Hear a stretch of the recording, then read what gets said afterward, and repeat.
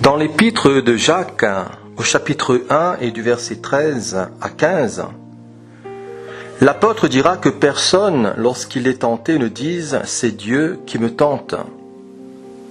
Car Dieu ne peut être tenté par le mal et il ne tente lui-même personne. Mais chacun est tenté quand il est attiré et amorcé par sa propre convoitise. Puis la convoitise, lorsqu'elle a conçu, enfante le péché. Et le péché étant consommé, produit la mort. Si Jacques, dans son chapitre 1 et du verset 2 à 12, nous avait parlé des épreuves et de la réaction du croyant face aux épreuves, ici du verset 13 au verset 15, il nous parlera de tentation. Personne, y compris le chrétien le plus spirituel, ne peut échapper à la tentation. Même le Seigneur Jésus, dans son humanité, a été tenté. Matthieu chapitre 4.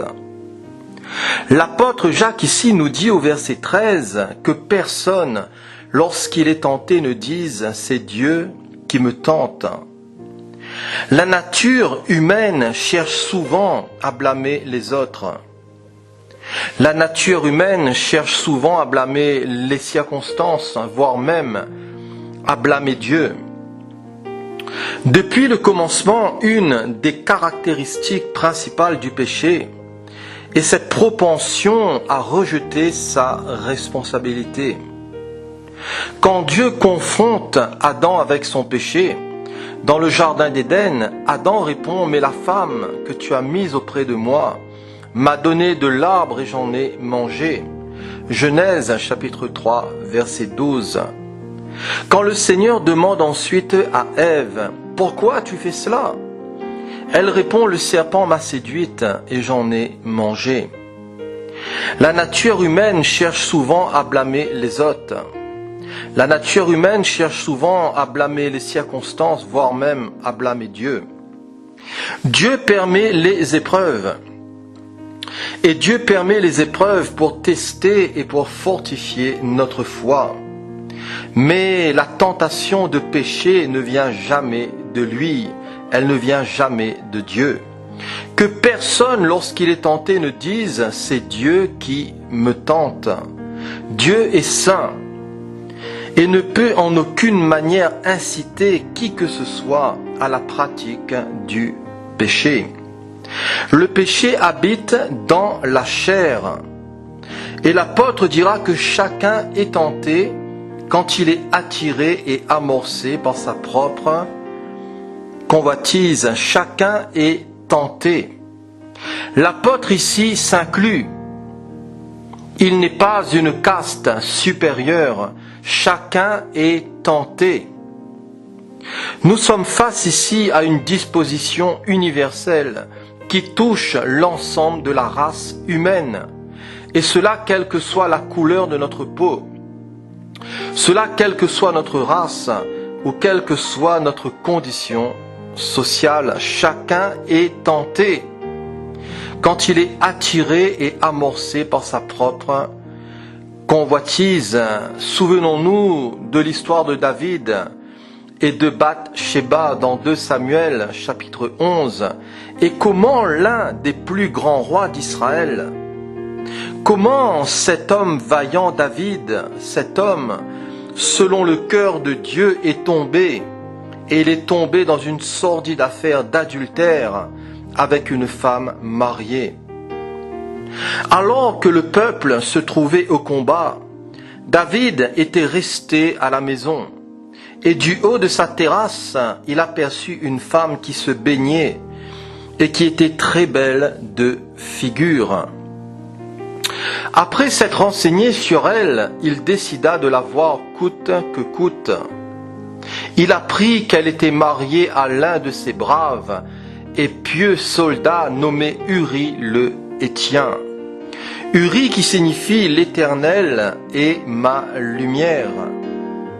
Malgré que cette femme soit mariée, David lui fit connaître rapidement ses intentions et coucha avec elle. Et elle devint enceinte.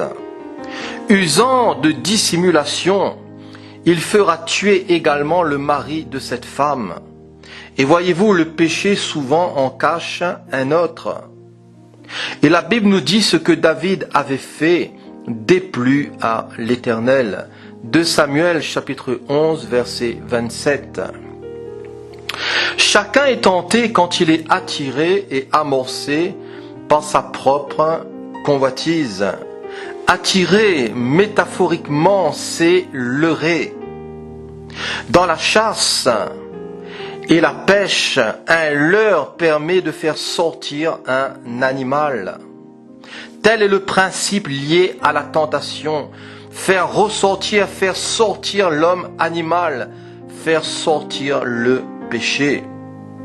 On réussit à attirer les animaux, on réussit à attirer les poissons dans des pièges parce qu'ils ne peuvent résister à l'attrait des appâts. Comme ces appâts ont l'air bons, ces animaux perdent toute prudence. Comme ces appâts ont l'air bons, ces animaux perdent toute méfiance jusqu'à ce qu'il soit trop tard. Le péché semble bon et le péché semble attirant, mais quand il est consommé, il produit la mort. Ainsi, la convoitise est décrite. Et la convoitise est décrite comme une mère qui conçoit et porte un enfant, qui est le péché. Quels sont les éléments et quelles sont les circonstances entourant le péché de David? Premièrement, il envoya les autres au combat, mais lui-même ne partit pas. 2 Samuel, chapitre 11, versets 1 à 2. Le deuxième élément entourant le péché de David a été un regard. Il regarda avec envie la femme d'un autre homme. Et Jésus a dit, vous avez entendu qu'il a été dit, tu ne commettras point d'adultère, mais moi, je vous dis que quiconque regarde une femme pour la convoiter a déjà commis adultère avec elle dans son cœur. Matthieu chapitre 5, versets 27 à 28. Le mot grec original que Jésus a utilisé pour regarder dans ce passage fait référence à un regard continu. En d'autres mots, ce n'était pas un coup d'œil ordinaire, accidentel et involontaire. Le regard de David sur Bathsheba était intentionnel et prolongé. Et la Bible nous met en garde contre la convoitise des yeux. Le monde d'aujourd'hui est rempli d'images. Le monde d'aujourd'hui au travers de la pub. Le monde d'aujourd'hui au travers de la télévision, au travers du net. Et aussi de certaines personnes qui peuvent croiser notre chemin, qui peuvent croiser notre route, peuvent attiser nos sens, peuvent attiser les envies de la chair et nous entraîner dans la spirale du péché. Jésus nous recommande de veiller et prier, car l'esprit est bien disposé, mais la chair est faible.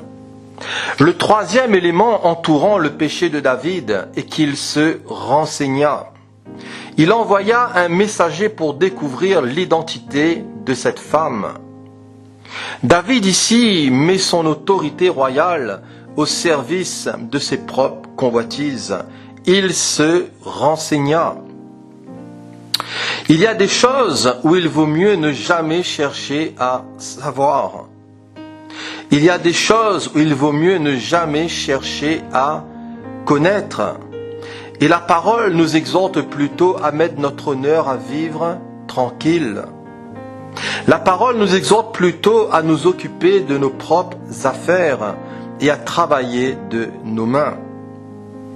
Le quatrième élément entourant le péché de David est la dissimulation et l'hypocrisie. Il conçut un plan qui ferait croire que l'enfant était d'Uri et non de lui. Il offrit un présent à Uri, paraissant avoir pour lui une estime particulière au verset 8, or que c'était tout simplement un cadeau empoisonné. David l'invita même à manger et à boire, et la Bible nous dit qu'il l'enivra. Et malgré toutes ces tentatives, malgré toute cette dissimulation, malgré toute cette hypocrisie, le roi désespéré renverra Uri au combat. Mais en fait, il le renverra à la mort en disant en quelque sorte à Joab, « Arrange-toi pour que Uri soit tué. » Ainsi, David devint coupable d'adultère et de meurtre avec préméditation. Et ce qu'il avait fait déplut à l'Éternel. Dans 1 Corinthiens chapitre 10, l'apôtre Paul dira ainsi donc que celui qui croit être debout, qu'il prenne garde de tomber. Et dans ce chapitre 10, l'apôtre Paul dira, « Frères, je ne veux pas que vous ignorez que nos pères ont tous été sous la nuée, qu'ils ont tous passé au travers de la mer, qu'ils ont tous été baptisés en Moïse dans la nuée et dans la mer, qu'ils ont tous mangé le même aliment spirituel et qu'ils ont tous bu le même breuvage spirituel. Car ils buvaient un rocher spirituel qui les suivait et ce rocher était Christ. Mais la plupart d'entre eux ne furent point agréables à Dieu, puisqu'ils périrent dans le désert. Or, ces choses sont arrivées pour nous servir d'exemple, afin que nous n'ayons pas de mauvais désirs comme ils en ont eu. Ne devenez point idolâtres, comme quelques-uns d'eux, selon qu'il est écrit, « Le peuple s'assit pour manger et pour boire, puis ils se levèrent pour se divertir. » Ne nous livrons point à l'impudicité, comme quelques-uns d'eux s'y livrèrent, de sorte qu'il en tomba 23 000 en un seul jour. Ne tentons point le Seigneur, comme le tentèrent quelques-uns d'eux qui périrent par les serpents. Ne murmurez point, comme murmuraient à quelques-uns d'eux qui périrent par l'exterminateur. Ces choses leur sont arrivées pour servir d'exemple, et elles ont été écrites pour notre instruction. À nous, dira l'apôtre, qui sommes parvenus à la fin des siècles. Ainsi donc, que celui qui croit être debout prenne garde de tomber. Dans ce chapitre 10, ici, l'apôtre demande à ses lecteurs de se rappeler ce qui est arrivé aux Israélites dans le désert, et cela à cause de leur inconduite. Et la plupart d'entre eux, voyez-vous, ne furent point agréables à Dieu. Question, comment être agréable à Dieu? Un seul moyen nous permet de le faire, et ce moyen, c'est tout simplement la marche par l'Esprit. Et dans Galates 5, versets 16 à 25, l'apôtre dira, « Je dis donc, marchez selon l'Esprit, et vous n'accomplirez pas les désirs de la chair. Car la chair a des désirs contraires à ceux de l'Esprit, et l'Esprit en a de contraires à ceux de la chair. Ils sont opposés entre eux, afin que vous ne fassiez point ce que vous voudriez. Si vous êtes conduits par l'Esprit, vous n'êtes point sous la loi. Or, les œuvres de la chair sont manifestes.